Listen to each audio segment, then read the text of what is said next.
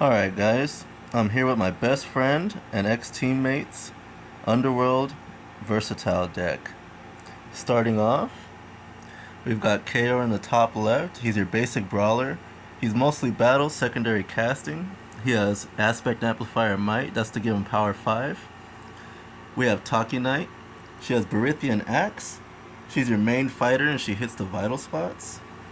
We've got Creel on the right with Web Crack. He's for mirror match and the power advantage. We have Agitos in the middle.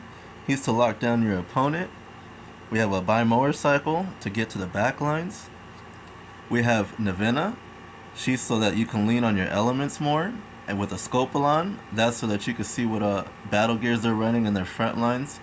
And if you happen to see that 0M armor, you can chuck it and combine it with Strain of Ash. We have a Copon in the back. He's your general caster and secondary battle because of Gigantroper. We've got, for locations, Grand Hall of Mujis Summit. When a Mujik counter is removed from a creature, Grand Hall of Mujis Summit deals 10 damage to an engaged creature controlled by the same player. Really strong against Overworld, really strong against Banana King, and it would be really strong against Sandman. We got Pearl Forest, creatures lose and cannot gain defender. It's really good against Danians and Morelians. We've got Prexor Chasm, creatures cannot be healed or gain energy. I mean, this is good against every deck, but mostly Overworld and your real techie ones like you got your Banana King and your Sandman and your Fluid Morpher decks with Nunk Worm. We've got Mapidian Mirage. That card's a checkmate no matter what. Basically gives all your guys Swift 1, and the Mirage ability forces them to move to that space. We've got Underworld City. That's to give you an extra 5 damage on your power attacks.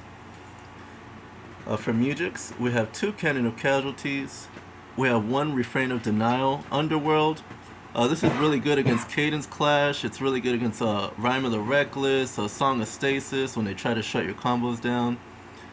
We have Improvisional Melody. This card is really good. As long as you've dealt 20 or more attack damage that battle, you can cast it for free.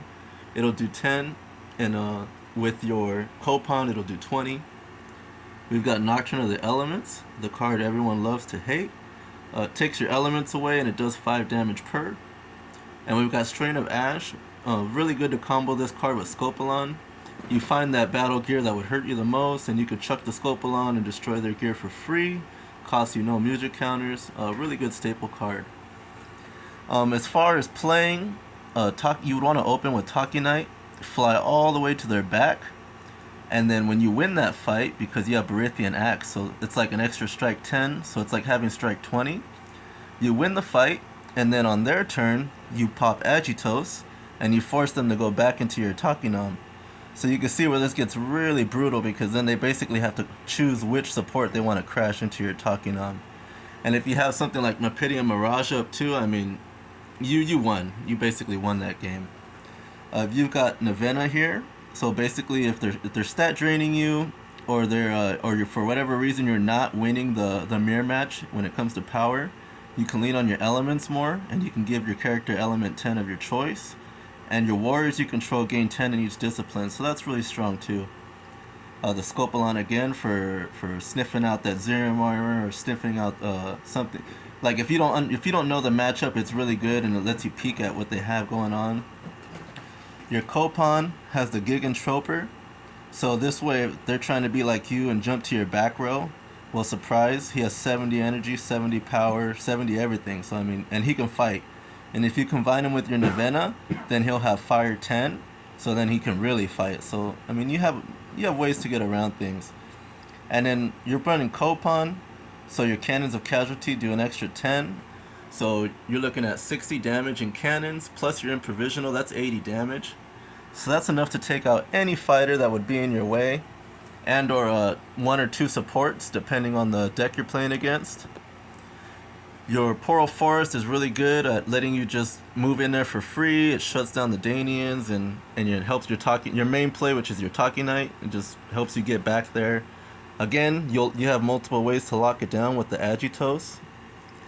And your KR, I mean, he's your basic brawler. He's really good, and I mean, he's KR, so 75 damage. I mean, 75 health, 3 counters, and his ability is useful, believe it or not, because if you're going against Overworld, you could use that ability to stop a stasis if they try to stasis him, or the Rhyme of the Reckless, you know, so it's not dead. I mean, it's not good to do that unless you have to. If it win the game, it's good, but other than that, you have the option. The Grand Holomugus Summit is really good. That's what allows you to shut down a lot of matchups, a lot of active matchups, like if they have to be casting or comboing abilities. That's the way to go. If you opened with it, you can play slow and chuck a cannon of casualty, and then just chip them down with damage the rest of the way, and it discourages them from active play. Nocturne of the Elements, if your opponent is a 2-element reliant, you can just steal that one altogether. They don't have a chance. So really good deck, really base. It was designed to be good against everything. It basically has no weakness. It comes down to the skill of the player. And this is the deck that he took to Nationals to get his placement for Worlds. Really strong. I'm just going to go over it for you guys one more time so you can see it. Very strong deck. It was built with every matchup in mind. It's really good against a mirror match. It doesn't have a problem with going against Snipe because you still have real strong base fighters, and your combo's the same. And your Copon back here is well protected, and he's got the Gigantroper, so he can fight. And then the Agitos too, I mean, they should never get in your backlines because you have Agitos. So you can pop the Agitos and just prevent their Bimower play. Really strong. I'm going to get into the attack deck now, wherever I left it. Here we go. You play Prowl Strike, really base attack, does 30 or 35 with KO, depending on who you're swinging with. We have Marksman's Preparation, it's a staple card, helps you get through your deck, 30 damage. Another Prowl Strike. We have Dry Liquid, 15 damage or 20 with KO, or 20 if you have Underworld City. We've got Clash Jet, 15 damage, really good card. Force Strike, foils, because you know we're bosses. Primal Smash, 20. I mean, you gotta have your Primal Smash. Force Strike. And if you notice, his attack deck's been built too to compensate for the meta. So he's not worried about, like, if you take his fire, he still has his power to fall back on. And if you're draining his stats, he still has his fire to fall back on. That's why he has Navina in here too, to give you that element 10. So he has a lot of answers. I mean, it's not very flashy, but trust me, this deck will win you the game against almost anything every time. Flash Warp for 10. We have Traditionalist's Charge. Only KR gets the full effect here, but it's still a good card. We've got Ash Torrent. Ash Torrent again. Another Dry Liquid. Incinerate. Remove your fire, do 10. Really good card, especially if you're trying to get that finishing hit. Combustion Carnage, really good. Once you've used the Agitos up, or the Navina up, or the Copond up, chuck them.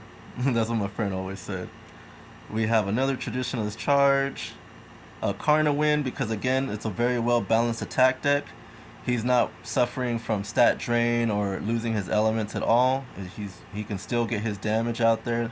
It'll do 20 on a good day, and you wouldn't play it if it was going to do 10. Flash Warp, Clash Jet, and the Marksman's Prep. Alright, so I hope you enjoy. This is his baby right here, and again, really solid deck. I recommend you build it and try it out. Very hard to beat. Alright guys.